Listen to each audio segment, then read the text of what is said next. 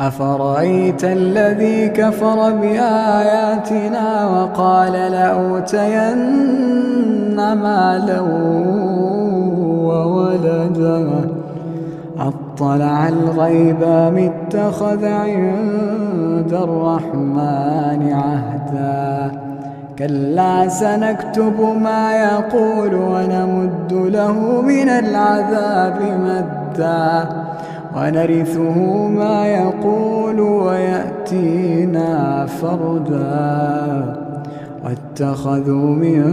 دون الله آلهة ليكونوا لهم عزا كلا سيكفرون بعبادتهم ويكونون عليهم ضدا ألم تر أنا أرسلنا الشياطين على الكافرين تؤزهم أزا فلا تعجل عليهم إنما نعد لهم عدا يوم نحشر المتقين إلى الرحمن وفدا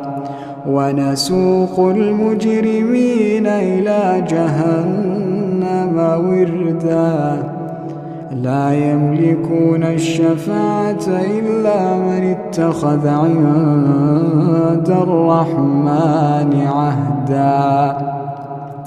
وقالوا اتخذ الرحمن ولدا لقد جئتم شيئا إدا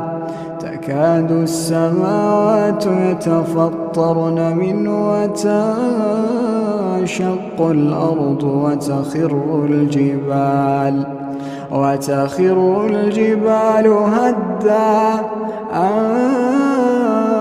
دعوا للرحمن ولدا وما ينبغي للرحمن أن يتخذ ولدا إن كل من في السماوات والأرض إلا آتي الرحمن عبدا لقد أحصاهم وعدهم عدا وكلهم آتيه يوم القيامة فردا